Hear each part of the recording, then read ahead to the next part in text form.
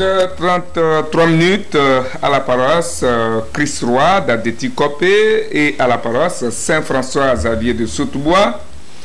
Il est l'heure pour la messe médiatique de ce dimanche 25 juin 2023, la dernière du mois. Merci de vous rassembler pour la suivre. 5 chapitres à égrener en 60 minutes, à savoir processus électoral de la CENI annonce l'appurement et l'affichage des listes électorales, création d'un comité de surveillance et de censure de spectacles, viol et meurtre sur une mineure.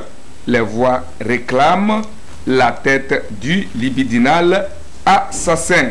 Management des sociétés de presse, des patrons des organes formés par l'Observatoire togolais des médias et concours dans l'enseignement. 4501 nouveaux enseignants en vue à compter de la rentrée prochaine. À quand la proclamation des autres concours dont on attend toujours les résultats? Tous ces chapitres à visiter avec mes invités ici présents. Ils sont 2 confrères ici présents.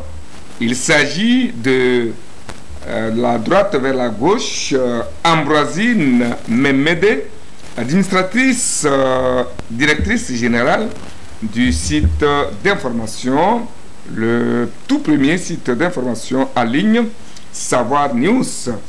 À droite, donc, je le disais, et à gauche, Francisco Napokura, l'homme à la voix d'or, directeur de publication du journal Tampa Express. Et je vous prie de vous joindre à moi pour leur souhaiter une cordiale bienvenue dans cette paroisse. Bienvenue, Memede, bienvenue, Francisco. Merci, merci. Comment vont vos rédactions respectives? Ça va, ça va. Tant qu'il y a de l'information, je crois que les rédactions ont toujours de la matière et pourront toujours informer les populations afin qu'ils disposent de bonnes informations et puissent faire des choix éclairés. C'est pour ça que nous sommes là. Très bien. Tampa Express va bien. Oui, ça va. C'est un réel plaisir d'avoir sur ce plateau Ambroisine Memede. C'est l'une des rares patrons de presse au Togo. Je pense que même au niveau de l'État, on parle plus du genre. On impose même les gens pour aller aux élections. Qu'aucune chaîne publique, aucun organe public n'a à sa tête une directrice, une dame pour diriger l'organe de presse. Aussi à la tête de la HAC, on n'a jamais vu une femme. Il n'y a que des hommes qui défilent. Je pense que le gouvernement, l'État et même l'Assemblée nationale doit revoir leur copie pour que la femme ne soit pas célébrée seulement dans la bouche. Sinon, en Brésil, ici, elle donne la preuve que les femmes sont capables. Et elle n'est pas que l'une des rares et seule, sinon l'une des rares directrices de publication ou directrice d'organes. Mais son organe, c'est, si ma mémoire ne me trompe pas, c'est la toute première agence de presse en ligne au Togo. Savoir News, on en entendait parler depuis 2008, officiellement 2009. Voilà. Donc, le passage, même, on fait beaucoup à Ami et Radio Azur, oui, mais Atana, battante. Battante, très battante. Oui.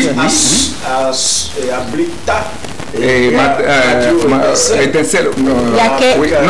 Apolline Yaquet. Il se bat là-bas depuis des années. Sans aide, parce que c'est difficile. Franchement.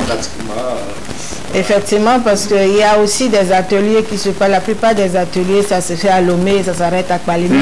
Rarement à Takpamé, à la limite. Mais dans le Nord, c'est rare qu'il y ait des ateliers là-bas. Oui, ça, franchement. Merci d'avoir quand même pensé à elles. Franchement, Apolline, elles sont à l'écoute, ça va être une bouffée d'oxygène. On ne voit pas tout ce que font les dames.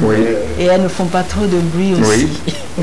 Elles travaillent toujours dans l'ombre. Et nous saluons au passage la présidente directrice générale de la télévision deuxième, une dame également qui se bat depuis quelque temps avec des conditions, des situations pas très faciles, mais elle tient toujours le bon bout. Coucou donc à Eudoxie Théophane, vous la connaissez, c'est ça? Très bien, on était ensemble sur l'atelier de l'OTM. On était ensemble, on a partagé ces moments ensemble, occasion pour nous de parler de nos structures, comment rentabiliser plus nos rédactions, et aussi comme c'est une grande sœur que je salue, franchement, et bénéficier de c'est l'une des plus vieilles de la vieille sur les médias, depuis Radio Galaxy dans les années 1997, 98, 99, par là. Alors, c'est aussi de vieilles retrouvailles. Très heureux de retrouver Francisco. On a confraternisé depuis le nord du Togo. Francisco, je dois dire, pendant qu'il était à la été, on va oublier de le dire, je vais le dire, mon professeur à Isika. Ah, d'accord. Oui, il m'a appris les techniques de prise de vue et tout. Très bien. Très bien. Très bien. Ça, c'est une bonne retrouvaille. Et professeur et étudiant. Et dans cette messe. Alors, techniquement, aujourd'hui, bizarrement, je suis servi par une seule main qui est à cheval entre les caméras et puis la régie d'antenne. Circonstances obligent, mais je crois que on sera très bien servi. Et vous aussi, vous serez très bien servi au menu des 5 chapitres que nous avons en vue. Et ce serviteur fidèle, techniquement par là, s'appelle Alexandre Tchalim, qui est donc à cheval entre le studio et la régie. Avant d'entamer la messe, une obligation du côté de la régie. Voici cette annonce très importante. Élection régionale 2023. Pour le développement de nos régions et l'enracinement de la décentralisation, mobilisons-nous pour la réussite des élections régionales 2023. Participons au processus dans la paix, la stabilité et la concorde nationale. Togoléviens, bâtissons la cité.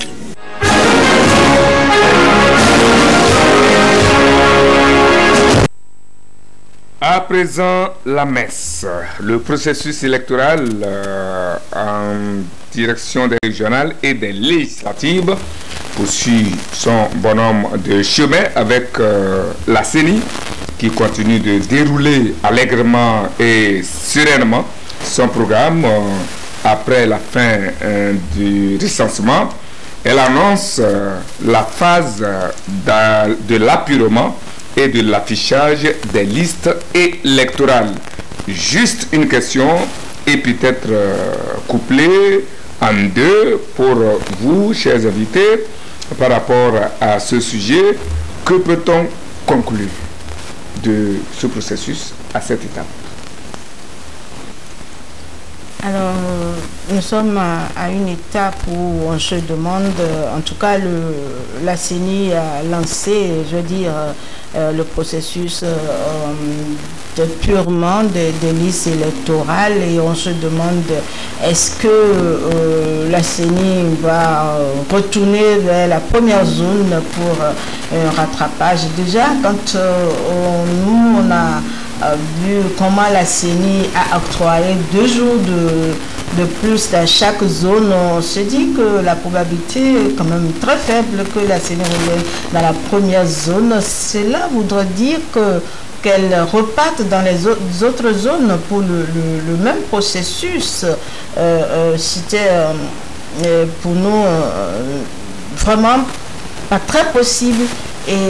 Mais cette CENI ayant montré quand même une volonté de bien faire les choses, vu la façon dont elle a accepté de rallonger le temps, on s'est dit pourquoi pas, et nous sommes en politique, tout est possible. Et il revient aux partis politiques de l'opposition de s'asseoir, de discuter, de rencontrer la CENI, faire ce lobbying-là, faire ce plaidoyer à l'endroit de la CENI. S'il y a une volonté de bien faire, si la CENI a pu faire jusqu'alors ici, elle a démontré quand même qu'elle est prête à intégrer, à absorber le reste de personnes n'ayant pas pu se faire enrôler.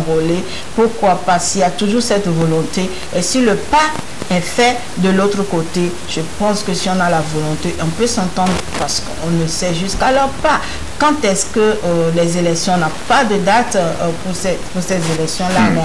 On peut dire qu'on est encore dans le processus, on peut bien faire, et je pense que s'il y a la volonté, on pourra toujours faire. Tout à fait, vous avez lâché un mot qui m'amène à la question suivante. Alors, peut-on s'attendre, Francisco, à la date ou à une éventuelle annonce dans les prochains jours ou semaines, voire moi, des régionales dans les jours ou semaines à venir?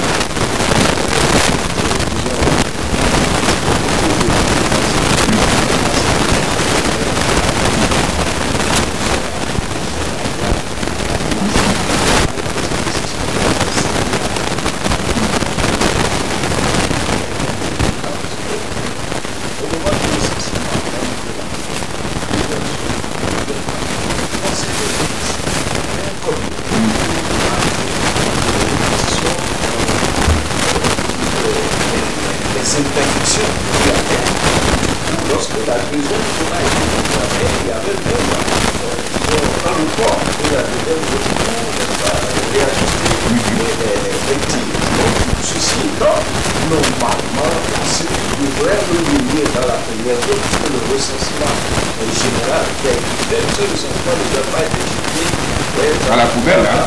On doit savoir que dans la première zone, on doit avoir environ 2 millions d'électeurs. Alors que la CENI avait enregistré que moins de 1 milliard. Donc, c'était cette cible a décidé de mettre cette sur le cadre.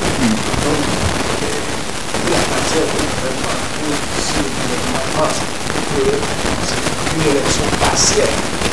On n'est pas loin, par exemple, du Mali qui a fait une démonstration de l'État. Parce que si vous laissez plus d'un million d'électeurs sur le carrosse, mais on peut faire une élection dans un pays à côté, une élection qui détient par contre la population. On va vers le travail des élections. Ça a été toujours une de nos interruptions, même avant les élections législatives. Le pays ne peut pas continuer de vivre sur un cycle électoral. C'est-à-dire que chaque 2 ans, 2 ans et demi, au Togo, il y a une élection. Il va falloir trouver une formule pour, disons, matcher, ramener pratiquement toutes les élections à une seule période, une année, d'accord, pour permettre à l'État de dérouler son programme, d'accord, au moins 4 ans. C'est-à-dire qu'on prend une année pour renouveler les institutions, et puis les 4 ans, et on passe aux élections, d'accord, d'abord en couplant ces élections législatives locales et régionales, d'accord, et aussitôt après les élections présidentielles, ce qui fait que on va même économiser énormément.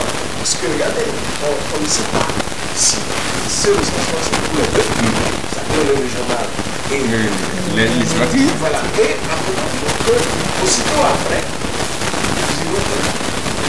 en 2025, donc que ces élections dans le pays là qui est on décide de la gagner 2023. Donc, il faut qu'on se fasse d'économie parce que c'est du l'argent. C'est énormément d'argent pour faire le recensement. C'est énormément d'argent pour organiser les élections. Donc, est-ce que certains ont pris les élections comme, disons, du business? Parce que derrière, il y a quand même du business. Vous allez voir ce recensement. Et on l'a fait pratiquement sans les médias. On l'a fait sans les médias. Après ce qu'on a fait, c'est que pratiquement... Mais les médias en ont parlé abondamment. Les médias en ont parlé parce qu'il y a des imperfections. Sinon, on a vu quelques médias qui ont des banderoles, qui ont passé peu, mais les médias dans l'ensemble n'ont pas été associés comme au 5e recensement où là, on a dû un peu faire un tapage médiatique qui a essayé de ramener, disons, les organisateurs à la raison, un peu à la raison. D'accord? Donc, qu'est-ce qui se passe? On a appris qu'à l'intérieur de la série, les gens les plus influents, et telle personne s'occupe de la communication, donc en fait... Et encore les amis. Encore les amis, telle personne s'occupe de tel. Même lorsque nous écrivons ici que dans la zone 1, où on n'a pas suffisamment abonné les gens, le matériel a souvent manqué. Le matériel de recensement, soit l'âme, soit les imprimés et autres ont souvent manqué. Et à chaque fois, on en voit au niveau de la zone 2. Au niveau de la zone 2, ça s'est passé. Même quand ils apportent et ils ravitaillent les séries, on remarque toujours que c'est à compte-goutte. Et ça finit, les gens attendent pendant des heures et avant qu'on remonte sur. Sauf dans la zone 3 où on a senti que la série a pris plus de dispositions. Donc, est-ce qu'on est en train de faire une ségrégation au Togo? C'est ça une des questions que vous vous posez. Voilà. Mais en de 4 millions, plus de 4 millions d'abonnés, est-ce que ce n'est pas déjà suffisant pour que le processus continue son bonhomme de chemin? Quand il y a une volonté aussi manifeste de la population. Aujourd'hui, on voit clairement que la population a compris. Certes, pour certains, avoir se fait enrôler permettra d'avoir une carte qui va servir de pièce d'identification. Et peut-être c'est ça qui a motivé les gens. Vous savez, beaucoup n'ont pas de pièce d'identité. Et ça a permis aux gens, et puis c'est gratuit, ça a permis aux gens de sortir. Il faut dire que les partis politiques également se sont mis. Les médias, c'est vrai, n'ont pas pu bénéficier de l'accompagnement qu'il fallait pour mieux faire, mais quand même, se sont jetés dans la course parce que c'est notre travail. On n'attend pas forcément, mais tout ça a permis à ce qu'il y ait cet engouement autour de la chose. Et si on veut maintenir cet engouement, on veut mesurer la capacité des populations à montrer qu'ils entendent les autorités, qu'ils sont engagés dans le processus, je pense que naturellement on reviendrait. Il suffit de vouloir le faire. De vouloir le faire, c'est une volonté qui doit être manifeste de part et d'autre, et je pense que cela ne servira qu'à enrôler le reste des personnes à absorber par ce processus électoral. Et ce n'est que du bien. Et du côté le fait de conduire, de faire le processus de façon groupée, et je pense que ça va montrer aussi une certaine maturité dans la conduite du processus électoral au Togo. Je pense que ça va nous éviter aussi beaucoup de dépenses qui chaque fois répétitives qu'on investisse dans un processus et 2 ans après. Et si on faisait le tout, on déclare une période électorale qui emballe tout ce qu'il y a comme élection, je pense que c'est de la grandeur qu'on prend sur les choses. Oui, non, il faut reconnaître qu'il y a une volonté manifeste. Justement, qu'est-ce qui a justifié cette détermination, cette mobilisation des Togolais? On n'a jamais connu, à part 2018, non, pas 2018, 1998, et on n'a plus connu cet engouement-là des populations par les élections passées. Mais cette année, qu'est-ce qui peut justifier? Est-ce que c'est un message que le peuple est en train de donner aux politiciens? Non, je pense que le peuple togolais, depuis le processus démocratique 90 jusqu'à ce jour, est suffisamment bien. Je dis souvent que aujourd'hui, en principe, on n'a plus besoin d'avoir tel de parti politique. Mais une personne physique bien organisée peut facilement remporter des élections au Togo. Parce que la population est suffisamment mûre et il suffit qu'il y ait un mot d'ordre et les gens seront mobilisés.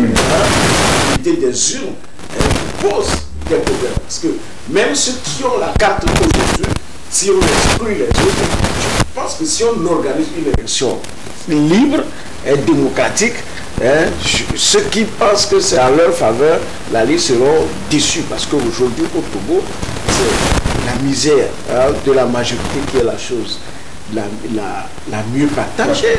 Mais vous voyez même des problèmes dans toutes les filières. Vous prenez la filière soja, c'est un problème. Vous prenez des programmes que le gouvernement a initiés. Et prenez même les formations pour l'agriculture et autres, ça ne marche pas. L'engrais, c'est une congrès. Aujourd'hui, on ne sait pas quel est véritablement le prix de l'engrais, le sac d'engrais. Donc, il y a beaucoup de problèmes. Et aussi la nature. Regardez tous ceux qui sont rentrés dans l'inondation, qui ont acheté leur terrain et qui vivent, et 2 jours après, un bassin d'inondation. Ça devient un problème à côté, même pour accéder à son domicile. C'est un problème. Donc aujourd'hui, même la nature est contre la gouvernance. Donc, je ne pense pas que... Est-ce que c'est un problème de la gouvernance ou bien un problème environnemental? Mais il faut s'adapter. Il faut s'adapter, il faut voir plus loin. On ne fait pas des bassins de rétention pour résoudre un problème d'inondation. On fait le dragage d'eau. On dirige l'eau vers quelque part, vers un grand bassin. D'accord.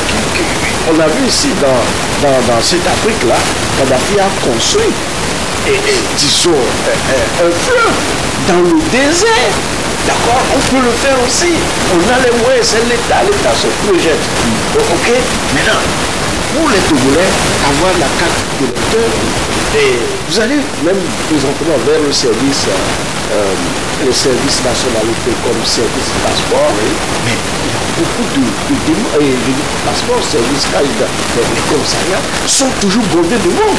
Ça veut dire que les Togolais ont compris qu'il faut avoir une identité. Et la carte d'électeur, même, attendez, quand vous avez un compte d'épargne, on présente présentation d'une pièce d'identité. On n'a pas appris à partir du moment où la carte d'électeur porte les identités. Et je dis, les gens vont au pèlerinage avec la carte d'électeur. Et quand vous voyez même les communiqués de Togocom et autres, on nous dit que se présenter avec une carte d'identité, un passeport ou une carte d'électeur. D'accord. Donc, et puis les microfinances aujourd'hui, et même le programme du gouvernement, le gouvernement même a appelé les gens à avoir la carte d'électeur pour pouvoir accéder à certaines faveurs, je dis ces faveurs. Donc, voilà aujourd'hui l'engouement pour la carte d'électeur. Et la CNI n'a pas à laisser certains Togolais sur le carte. Oui, Ambrazine, je reviens sur une question que j'avais posée, mais la réponse a été un peu posée. J'insiste là-dessus. Est-ce qu'on doit s'attendre à cette allure des activités de la CNI? Est-ce qu'on va s'attendre à la publication ou à l'annonce très prochaine de la date régionale du moins pour l'heure législative, la constitution est prévue, je pense puisqu'on ne peut pas afficher les listes et puis on va attendre les listes vont se donner. Bon, voilà. Qui dit liste, en tout cas, par habitude. Je pense que ça va dépendre de l'évolution des discussions. Il y a déjà un problème sur le tapis. Et de revenir sur la première zone pour une séance de rattrapage. Juste s'il y a un nombre. Déjà, je dis que la probabilité est mais déjà faible. 4 millions, voilà. La CENI elle-même avait déjà estimé qu'on est au-delà. Alors, et ça va dépendre des discussions. Ouais. Déjà, j'ai dit que la probabilité est faible. Mais si les discussions sont bien conduites, et si il y a une volonté manifeste des deux côtés, et déjà du côté surtout de la CENI, d'absorber ce nombre qui reste, et si on arrive à évaluer, quand même, je pense que il se pourrait. Maintenant, quant à la publication, bon, on n'a pas encore la date des élections, on sait que ça va se tenir avant la fin de cette année. Dire qu'on va afficher les listes bientôt, sincèrement, je me réserve sur la question. Et je m'accroche à cette idée-là que le processus est encore en cours et absorber le reste de personnes dans la zone 1 est un point, je ne sais pas ce que ça va susciter comme débat ou comme idée et je reste quand même persuadé que s'il y a une volonté du côté de la CENI et ça va se faire. Déjà, si on a pu le faire dans les 2 premières zones, ce qui a permis de corriger les dysfonctionnements au niveau de la zone 3, et si les partis politiques s'entendent et font le pas, je pense que ça peut se faire. On l'espère. Et pendant ce temps, que font les partis politiques qui sont qui doivent être intéressés par ce processus? Est-ce que vous avez les nouvelles des partis politiques en termes de chauffement ou en tout cas, il n'y a pas que les partis politiques, il y a aussi les indépendants, il y a des mouvements. Maintenant, qu'est-ce que les partis politiques aujourd'hui peuvent faire? Puisque même une petite réunion d'association est systématiquement dispersée ou, disons, est empêchée. Donc, dans un pays dit démocratique, c'est-à-dire quand on parle de démocratie, on n'arrive pas à accorder et que d'autres personnes aussi peuvent faire des mouvements. Donc, qu'est-ce que les partis politiques peuvent faire dans ces conditions? On a viré carrément au parti unique, parce que seul unir, le RPT unir seul, a la possibilité de faire des mouvements, des ateliers, des réunions, des rencontres, même des bains de foule sur l'étendue du territoire. Mais pas des rencontres politiques, des rencontres sociales. C'est quoi? Des dons d'action. Quand la société civile veut construire par exemple juste un puits ou faire des latrines, on les empêche, on refuse. C'est pas politique, c'est social. D'accord? Maintenant, les réunions des partis sont refusées. D'accord? Rares ont été ceux qui ont pu faire leur congrès la dernière fois. Donc, c'est le problème. Et dans le pays, il faut que l'État, le gouvernement, puisse prendre la mesure de la chose parce que normalement, puisque c'est le gouvernement même qui crie, puisque la dernière fois, non seulement le professeur Feu Charles Kondi Agba, il avait dit que comment on l'appelait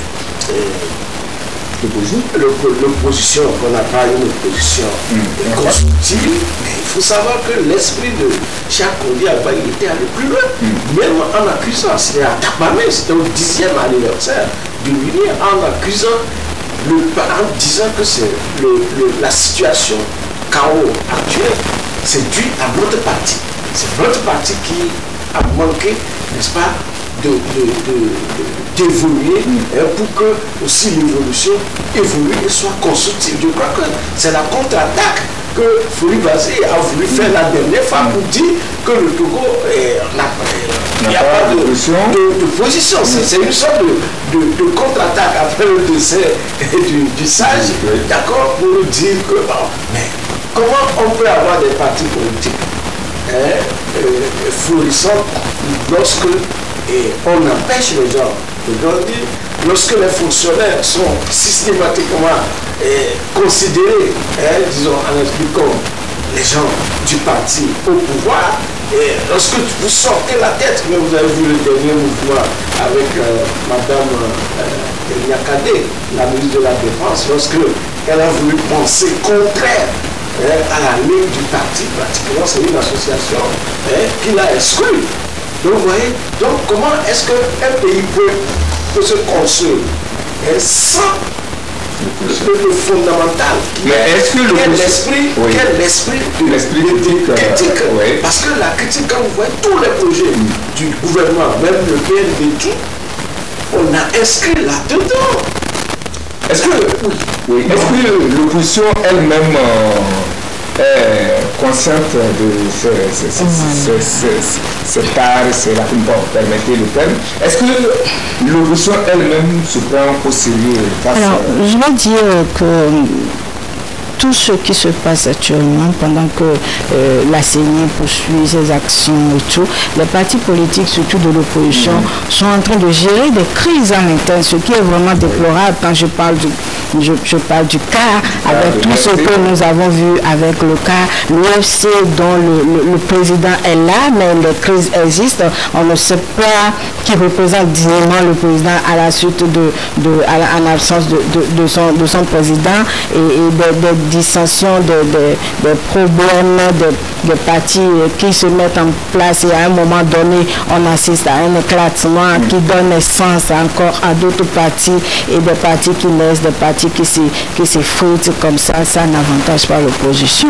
Il va falloir que les partis de l'opposition arrivent à une certaine maturité.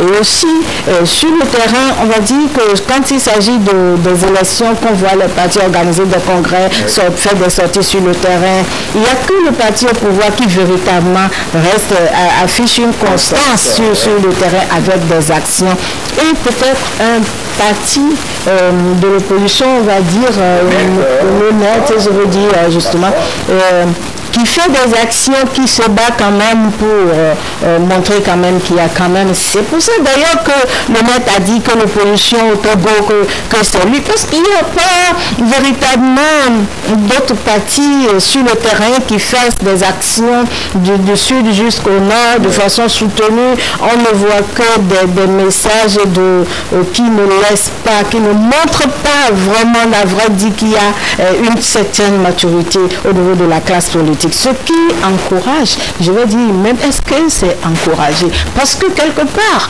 quand l'opposition n'est pas forte, c'est vrai, le parti au pouvoir s'assied dans sa position.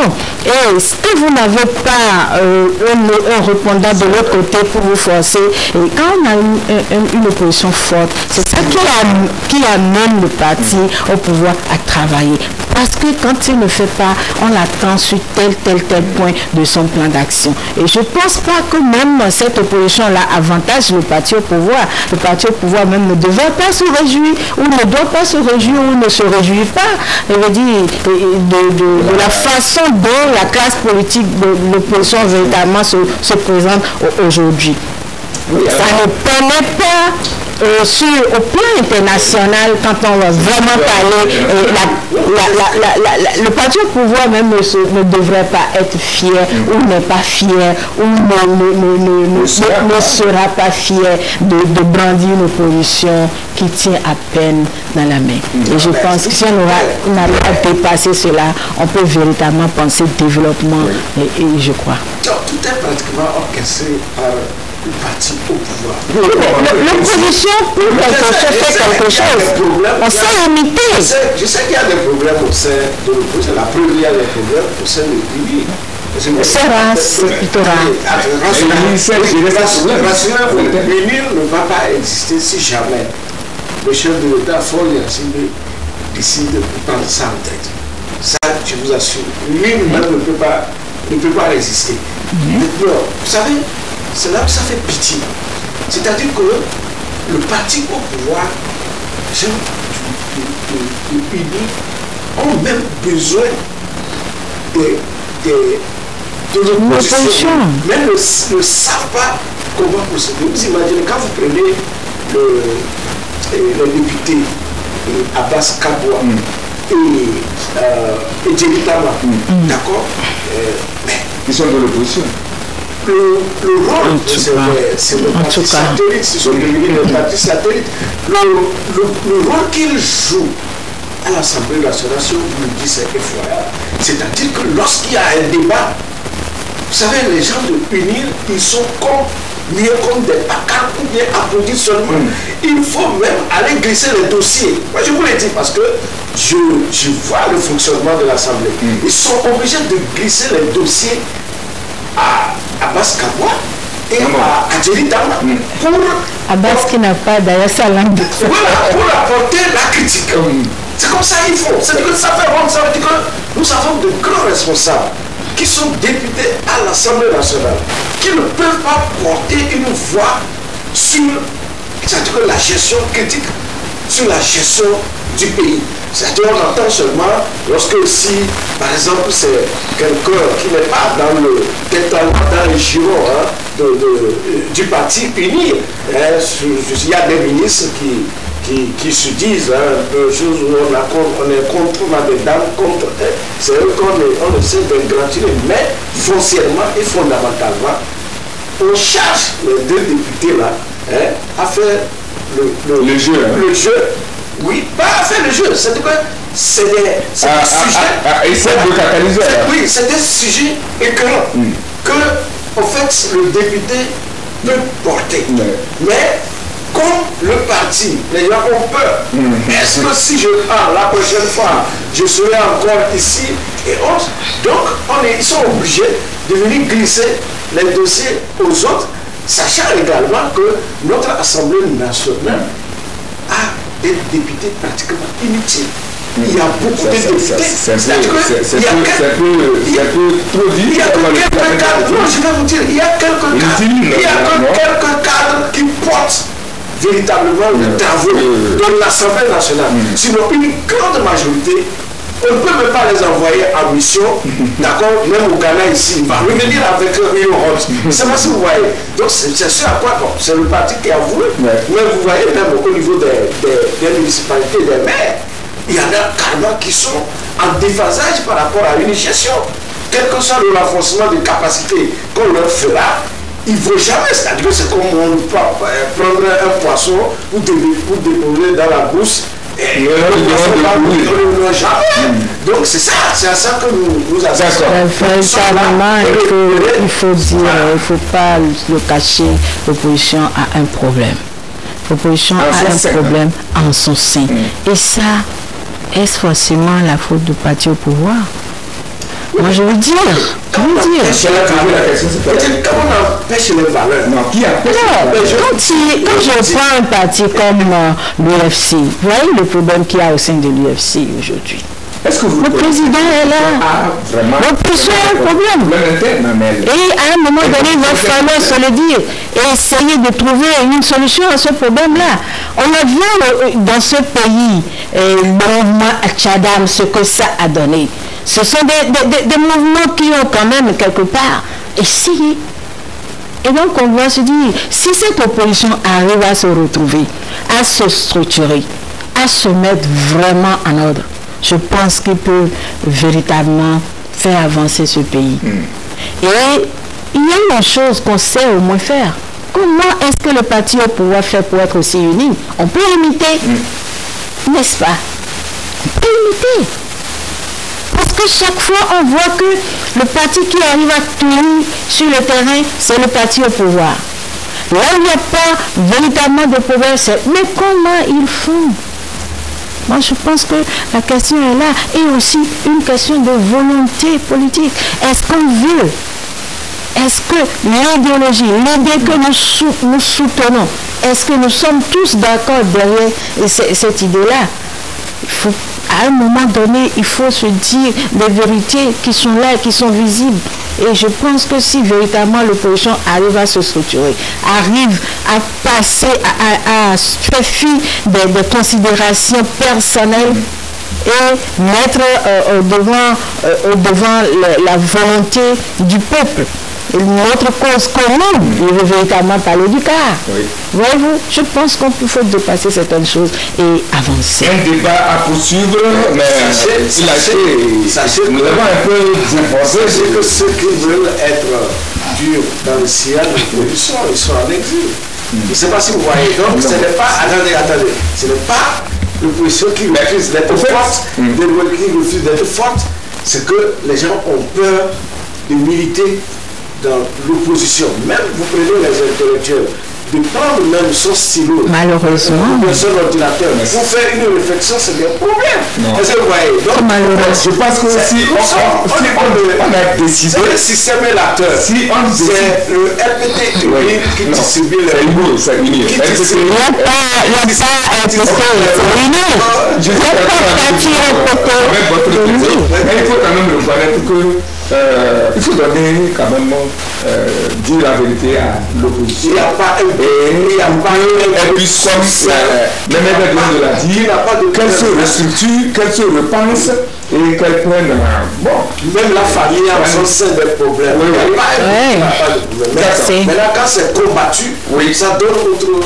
En tout cas, le sujet était celui du licenciement qui a pris fin, mais que la CENI annonce, la CENI annonce l'affichage des listes, l'appuiement des listes et l'affichage pour faire face à une autre étape ou phase de ce processus. Et nous concluons que, comme vous l'avez dit, le chien aboie, la caravane passe. Mais on s'est posé la question ici de savoir si la CENI, avec peut-être après concertation avec certains partis politiques, pourra revenir à la zone 1 pour une éventuelle phase de rattrapage dans le recensement.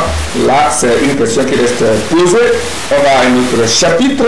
Le monde culturel et surtout celui de la musique est toujours dans le viseur du gouvernement. Après le communiqué reprenant des chansons et vidéos obscènes, le ministre de la Culture et des Loisirs, celui-ci vient d'annoncer la mise en place d'un comité de surveillance et de censure des spectacles comme pour dire tout c'est trop. Madame, c'était l'une des rares à évoquer ce problème-là qui a été pris au sérieux après quelques jours. On a eu l'annonce du ministre. Vous étiez en prix dans l'une de vos parutions à cette façon dont on exposait surtout la jeune fille et puis cette vidéo obscène et tout ça. Vraiment. Alors, tout se trouve vraiment et c'est la jeunesse qui est emballée dans cette fièvre de dépravation de nos mœurs et véritablement il fallait que ça cesse, il fallait y mettre un frein, il fallait canaliser ces artistes qui, ma foi, ont dévié de la voie de la culture, de l'éducation à travers leur art. Et avant, les chansons avaient un contenu qui sensibilisait. Et une vieille, permettez-moi d'aller un peu dans le vernaculaire, qui me disait « Enyavodoy ». Effectivement, il n'a plus véritablement pas grand-chose à dire. Donc, il fallait ce qui nous a vraiment amené à véritablement nous décider. C'est cette intervention du ministre Kokoroko. Vous le savez, dans une école où un artiste a presté et les paroles, le contenu même de la prestation n'était pas... Et ça a coûté même à le directeur. L'artiste en question a présenté ses excuses. Donc après ça, la question était au sein de la rédaction de Savoir News. La question a fait l'objet de discussions, de débats. Et après, on s'est dit bien, il faut sensibiliser, il faut écrire. Et le 24 mai, nous avons publié un mini dossier où nous avons évoqué tout ce qui s'est passé et pourquoi dans d'autres pays il y a des chansons qui ont été censurées. Il y a des chansons, on se souvient de Koffi Olomide et une autre chanson qui devait coller la petite. Mais pourquoi pas chez nous? Et donc quand même une chanson nigériane, Achao, a été censurée. Donc pourquoi il fallait laisser les gens aller à cette dérive-là? Et donc on a publié ce mini dossier-là qu'on a titré mais qui pour arrêter la fougue de ces artistes. Nous avons trouvé celui qui pourra le faire. Donc voilà, le 24 mai et puis le 7 juillet, et le ministre a réagi, les chansons au contenu obscène désormais sanctionnées au Togo. Et je pense qu'il fallait cela, et ces comités qui viennent d'être mis en place, ce n'est que la suite logique des actions que le ministère prend et pour essayer de cadrer un peu. Je dois dire qu'il faut aujourd'hui, c'est une nation certes à saluer, il le fallait. Il faut que les uns et les autres, ceux qui ont des idées pour soutenir ces actions-là, n'hésitent pas. Parce que le gros lot, aujourd'hui, c'est aussi les réseaux sociaux qui sont difficiles à cadrer. Et là où aujourd'hui nos enfants se retrouvent et l'information est tellement virale, les chansons, les postures, vous savez aussi qu'il y a eu un garçon qui se faisait passer et qui se fait passer pour une femme qui poste des vidéos nues, qui a été arrêtée par la police. Donc il y a plein de choses qui se passent sur les réseaux sociaux et visiblement c'est là où le gros lot va se jouer. Francisco, trop c'est trop, c'est ça? Oui, Brazil a évoqué un cas intéressant, c'est le cas où le ministre Kokoroko a dû sévir, mais nous n'avons pas vu la suite au niveau des autres départements. D'accord? Le ministre Kokoroko a sanctionné les enseignants qui étaient, disons, les responsables. D'accord? Ce qui est bien. Maintenant, au niveau de cette dame-là, cette députée qui a invité l'artiste pour venir faire sa prestation à l'école. C'était comme ça? Ah oui, c'était comme ça. Nous, on avait levé le ton à l'époque pour demander à ce que même l'Assemblée nationale, qui était en congé parlementaire, puisse interroger cette dame-là. Parce que ce n'est pas bon. Et puis, c'est là aussi le bas blesse. C'est-à-dire qu'on s'attaque et, disons, à ce qui est en surface, ce qui est derrière, on ne voit pas. Aujourd'hui, la délinquance juvénile, c'est des grands qui sont derrière. C'est des grandes personnalités qui financent. Quand vous allez voir ces enfants qui chantent avec des paroles obscènes dans leurs chansons, mais ils se retrouvent dans les boîtes de nuit privées, mais dans des coins, voilà, où ils chantent des choses comme ça. D'accord? Et inimaginable quand on vous raconte ce qui se passe dans notre cité, là, dans nos villes, sur la tête de nos aïeux. Sur la tête de nos aïeux. Mais il y en a, que ce soit, c'est dans les piscines, et à des endroits, ils ont leur DJ spécial, ils ont leur groupe. C'est inimaginable. Et ils entraînent les enfants des pauvres là-dedans.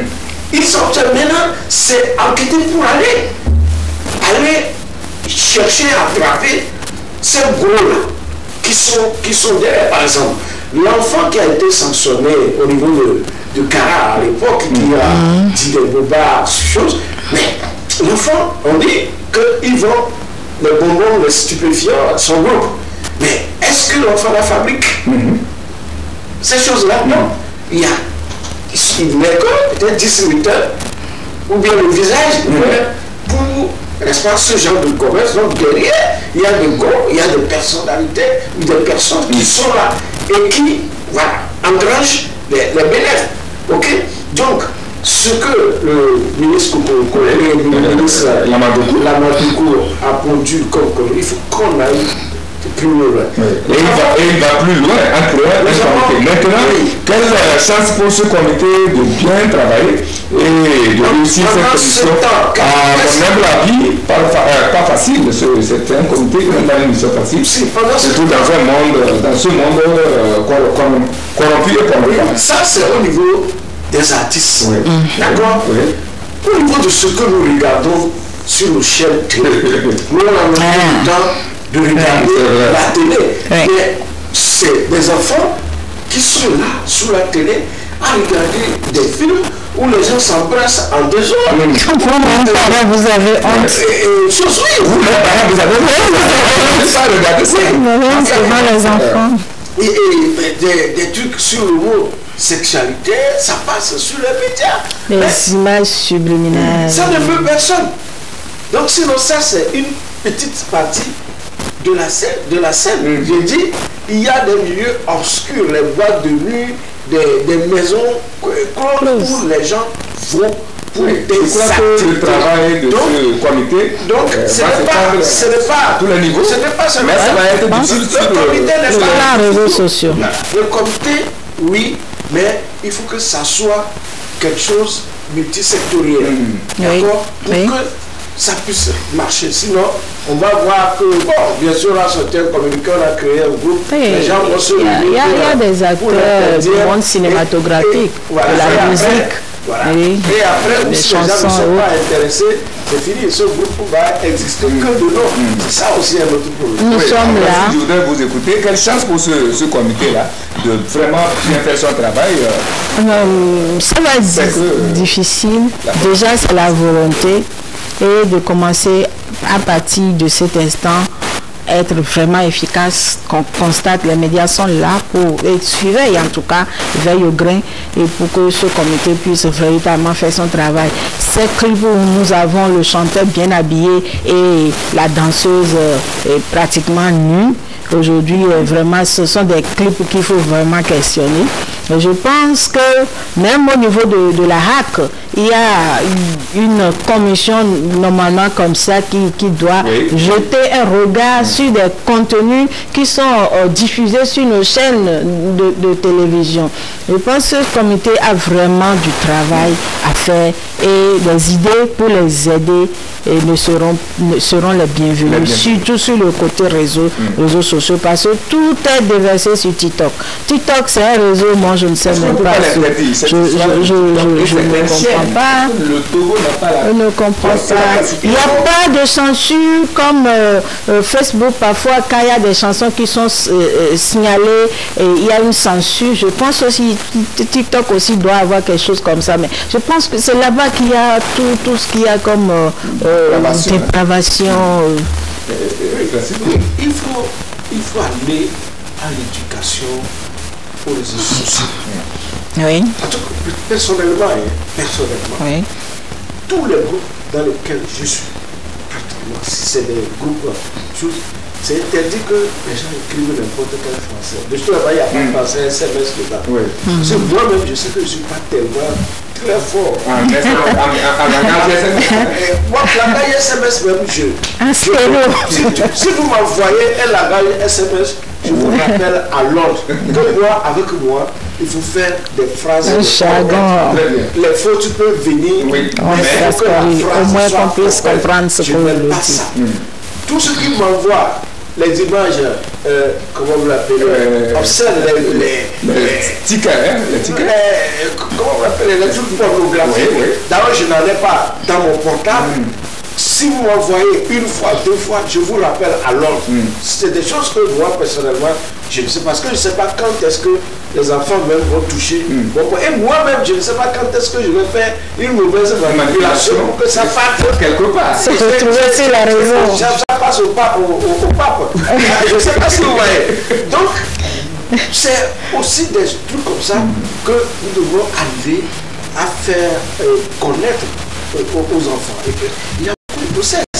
Mais quand vous devez offrir une tablette à la maison, par exemple, aux enfants pour mais il y a des codes pour interdire l'accès à certaines choses. Même pour le portable, il y a ça. Regardez, la Chine, elle est trop très loin.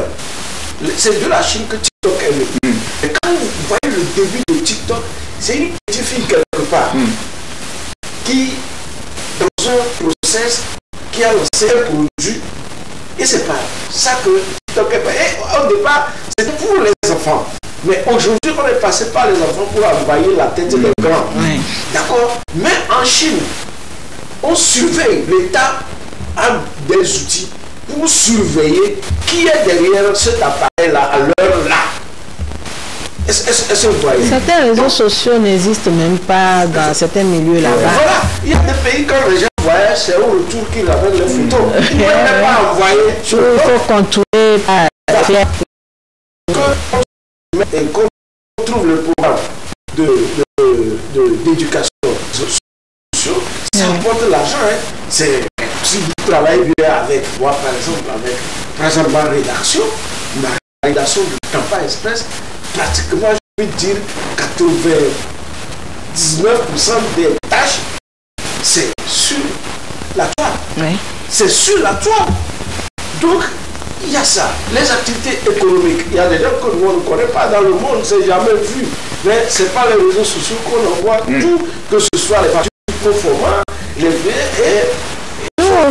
même des personnes ressources qu'on ne peut pas trouver par le canal normal, on va chercher le profil sur Facebook et on arrive à obtenir le profil et puis bon. Il faut dire que le temps passe très vite, nous sommes déjà presque rattrapés alors que les chapitres sont encore là et celui que nous allons entamer, c'est très pathétique encore. Josiane, le nom de cette malheureuse petite fille de 7 ans selon certains et 9 ans selon d'autres. Dans tous les cas, il s'agit d'une mineure qui a été victime d'un double acte criminel, violé d'abord puis tué ensuite. L'affaire défait la chronique et depuis lors, des voix, que ce soit des journalistes comme Ambroisine, Francisco et moi ici présents, des auditeurs, téléspectateurs, des lecteurs, des responsables de partis politiques et surtout des sociétés civiles, notamment les défenseurs des droits de l'homme, s'acharnent. Nous ne sommes pas du tout contents par rapport à cela et montent au créneau pour dénoncer cet acte. Certains réclament même la tête de l'auteur de cet acte ignoble et inhumain en Brésil. Je présume que vous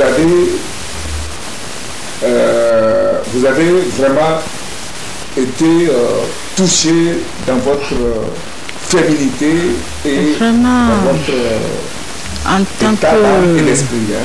tant que mère, en tant que femme, en tant que citoyen tout simplement, on ne peut pas se réjouir d'une telle situation. Je suis vraiment en colère et je n'ai pas pu contenir véritablement ma colère en apprenant que une fille, une enfant qui devait être à la maison dans son monde de câlins et de poupées se trouve dans une situation qui lui a malheureusement coûté la vie. 9 ans, me dit-on, 9 petites années effacées de cette façon. Et quand je pense à la douleur vécue, à son état dans lequel elle était jusqu'à l'accomplissement de cet ignoble acte qui lui a coûté la vie, séparant ainsi un enfant, arrachant ainsi un enfant à l'affection de ses parents. Et quand je me projette sur l'état d'âme de la maman, des parents, et je me fais un profil de cet individu-là, je me dis, c'est un lâche. Ce n'est pas un humain, il ne mérite pas de porter son nom. C'est quelqu'un qui doit être puni, qui doit connaître jusqu'à ses os le châtiment aussi de la justice humaine que de la justice divine. Les enfants sont un don, sont quelque chose de sacré. Et nous en sommes responsables, pas seulement pour vos enfants, mais vous êtes responsables de tous les enfants. Et c'est ça, et c'est déplorable.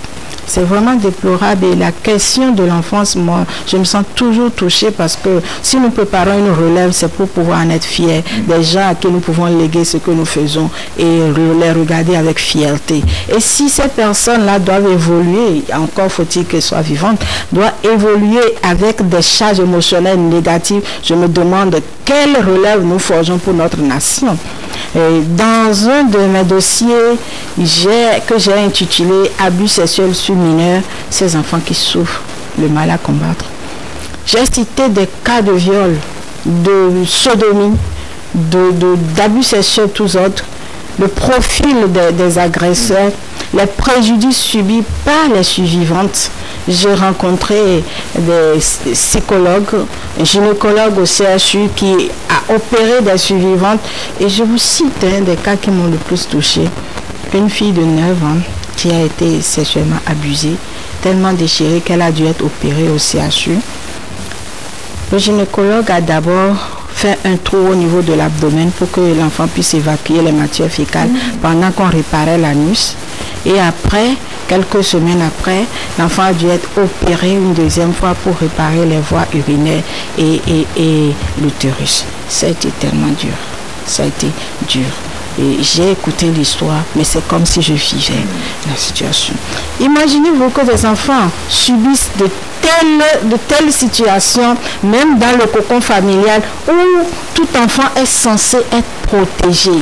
Vous imaginez un enfant, un papa qui a régulièrement abusé de deux de ses filles jusqu'à en enceinter une.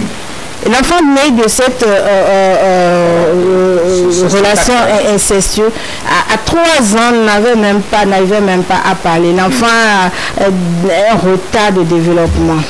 Une autre fille, je vous épargne le reste. Une autre... Parce que des un peu partout dans le monde. Des Josianes vivantes, des survivantes qui ont subi des choses que même des adultes n'auraient même pas pu supporter. Et je me dis aujourd'hui, après cet article où j'ai invité des confrères aussi, beaucoup ont rédigé, même TVT a publié et quelque chose là-dessus. Je pense que votre télé aussi, tous les médias se sont jetés là-dessus. Il y a eu une réaction. Quand même, j'ai travaillé avec le centre Kekeli que je suis allée voir, que je salue, le centre Cropesdi, j'ai fait le tour. Il y a eu en 2022, le code des personnes de la famille a été renforcé. Je crois que certaines dispositions du code pénal aussi, et en faveur des enfants, surtout des apprenants et des filles, etc. Aujourd'hui, on voit que ces actes continuent et je me demande qu'est-ce qu'il faut faire aujourd'hui. Est-ce qu'il ne faudrait pas alerter les enfants sur leur propre sécurité? Des parents qui viennent de façon très gentille, des tontons trop gentils, ces cousins qui, ma foi, viennent vous mettre les petites filles sur leurs cuisses, commencent à appeler ma chérie, ma chérie. Est-ce qu'il ne faudrait pas déjà commencer par alerter les enfants? Ce que les enfants peuvent déjà faire, c'est de crier. C'est de crier. Je pense que c'est déjà un pas. Est-ce qu'il ne faut pas faire une petite éducation dans ce sens? On se dira, elles sont trop jeunes pour apprendre, mais au lieu de subir, est-ce qu'il ne faudrait pas que de petits mots, qu'on leur dise ce à quoi elles peuvent, ce qu'elles peuvent craindre déjà.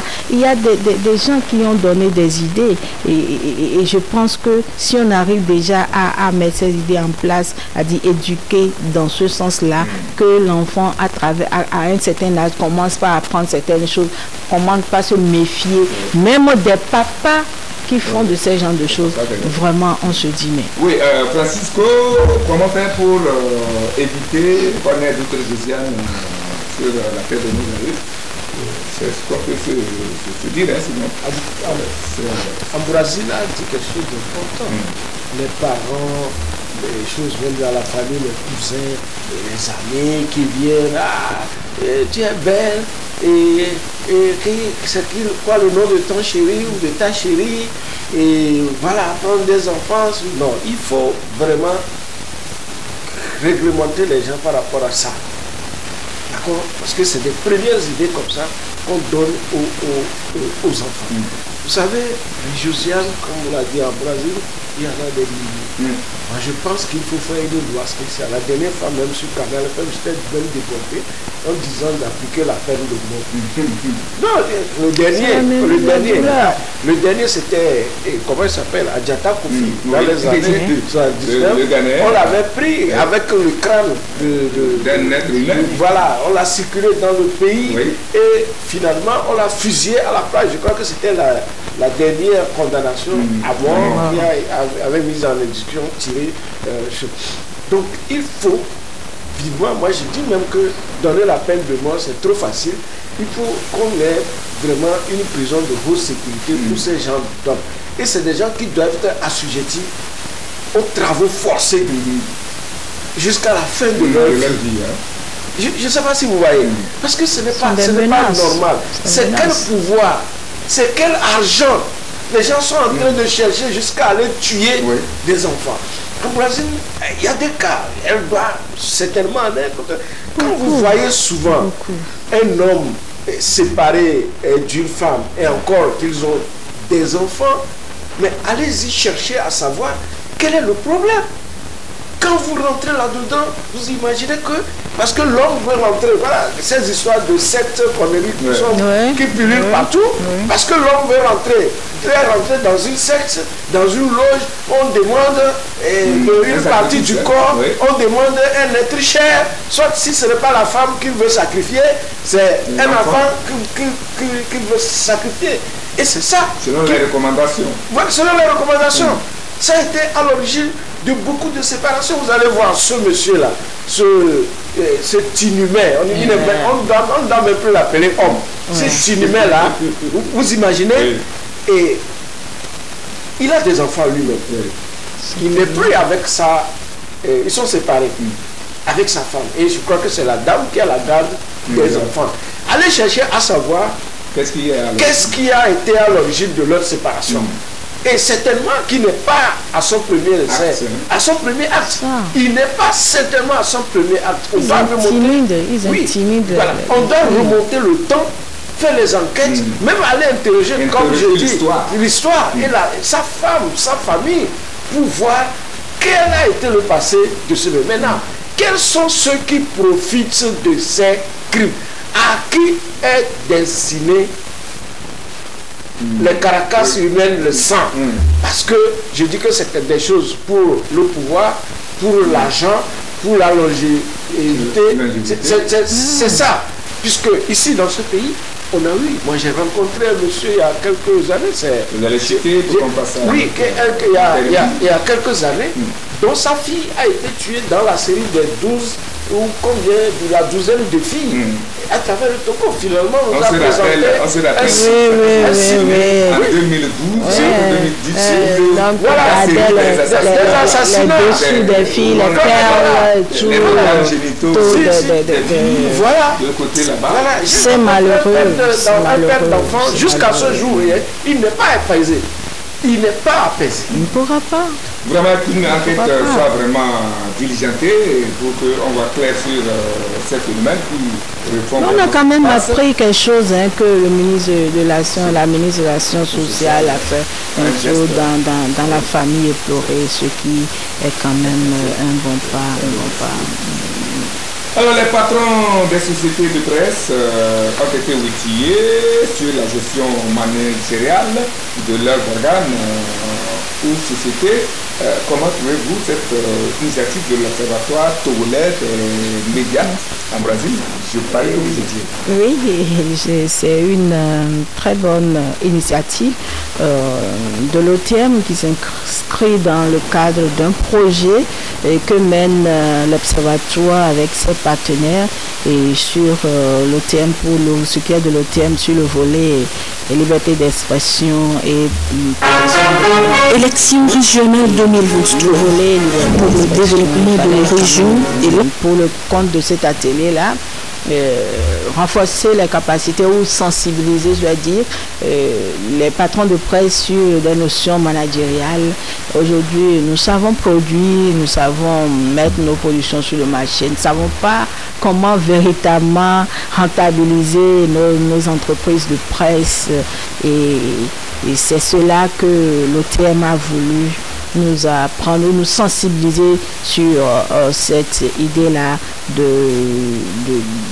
de renforcer nos capacités et pour tirer profit de ce que nous faisons. Ça a été 2 jours d'immersion dans ce monde de manager, de plan d'action, de business plan, et qui nous a permis quand même d'avoir une idée, de nous dire, mais attendez, si on arrivait à acquérir une bonne capacité managériale, on tirerait beaucoup de profit de ce que nous faisons en tant que société de presse. Merci à l'OTM.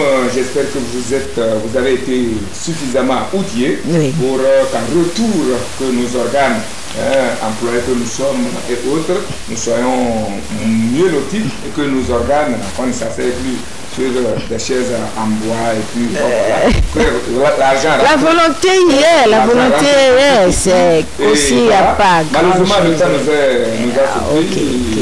Nous n'aurons pas l'avis de Napokura. Vous avez tout dit. Mais nous aurions également bien voulu parler de cette bonne nouvelle qui nous vient du monde éducatif. La nouvelle est annoncée alors que les premiers résultats de l'année 2023 sont tombés avec le bac 1 qui a enregistré un taux de réussite de plus de 76%. Des résultats atteints grâce à la sérénité au sein du secteur et surtout à la bravoure des acteurs, en l'occurrence les enseignants qui ont su mettre le paquet. C'est surtout et aussi grâce à la bonne gouvernance du ministre Kokoroko qui a discipliné le secteur de l'enseignement. Nous espérons encore mieux pour les autres examens, notamment le CPD, le BPC, le bac 2, dont les épreuves écrites démarrent demain, le bac 2. Nous souhaitons la lumière de l'esprit saint pour tous les candidats sur toute l'étendue du territoire national. Je pense particulièrement aux candidats du lycée Avenue des Centres, à qui je souhaite 100% de réussite. Et là, un concours est lancé. On attend 4501 nouveaux enseignants pour la rentrée 2023-2024. Une bonne chose, n'est-ce pas? Juste 30 secondes pour donner votre avis par rapport à cette initiative du gouvernement. Oui, votre dictature ne va pas réussir parce que je dois parler du management. Oui, mais la technique. Parce que je sais qu'on va voir là. Oui, donc la prochaine fois. La régie est d'accord. Donc, oui, vous voyez, au niveau de l'enseignement, avec ce calme, surtout, vous voyez, dans le temps, il y avait toujours des grèves à l'approche des examens et autres. Et donc, on ne peut que saluer l'efficacité du ministre Kokoroko qui a su vraiment mettre le bâton là où il faut, la carrosse également, là où ça. Maintenant, on parle de concours encore. Et je crois que j'ai l'impression qu'on joue avec le nerf du gouvernement. Oui, qu'est-ce qui se passe? On a toujours l'impression que c'est quand il y a une brouille dans une île, qu'on sort la date d'un concours. Et finalement, quand on finit de faire le concours, il n'y a pas de résultat. Parce que je crois que le même Gilbert Bawara avait déjà fait 3 concours dont les résultats ne sont pas encore sortis. Et ce n'est pas normal qu'on est dans un pays, le gouvernement lance un concours, prend l'argent chez les candidats parce qu'il faut acheter, il faut payer les frais de dossier. Quand vous évaluez ces frais de dossier, c'est énorme. C'est énorme. Donc, et on prend les frais de dossier, on organise le concours, on est là, on ne donne pas les résultats. Même dans l'enseignement, il y a une arrivée de concours. L'enseignement scientifique. Alors qu'on a besoin des enseignants. Vous imaginez pour ces mêmes concours, peut-être la même personne va passer tous ces concours en attendant les résultats à chaque fois. On pouvait déjà les élaguer en donnant les résultats. Regardez la Caisse nationale de sécurité sociale, la Caisse de retraite est en train de souffrir parce que il n'y a pas suffisamment d'embauche de fonctionnaires pour cotiser suffisamment, d'accord, pour assurer les choses. Donc aujourd'hui, on a des problèmes. Et quand vous voyez aussi le business autour des concours, est-ce que le ministère n'est pas en train de se faire un business autour des concours. Ouais. Oui. Surtout, c'est la fonction publique qui lance le concours. Oui. D'accord? Quand la fonction publique lance les concours et que les candidats, selon, parce que les informations, on va aller plus loin, et quand les candidats ont l'impression que les gens réclament l'argent et pas de petits sous pour des promesses de réussite, il faut que les services de renseignement, parce que quand nous alertons, il va falloir véritablement que les services de renseignement nous sommes très écoutés. Nous suivent. Parce que ce qui se passe dans ce pays, c'est comme on est en train de diriger le concours en business. Voilà. C'est comme on trompe les gens. Parce qu'aujourd'hui, vous allez voir même des avis dans la presse ou des avis circulent sur Internet. On dit on cherche tel emploi de préférence et une jeune fille. Il y a des filles qui tombent dans le panneau et c'est parce qu'il y a un prédateur sexuel au bout. Il n'y a rien de cela. Est-ce que vous voyez? Donc aujourd'hui dans ce pays, il y a beaucoup de choses qui se passent. Vous avez réussi à m'arracher 3 bonnes minutes. Merci vraiment. Mais vous avez esquissé, annoncé quelque chose que vous devez poursuivre.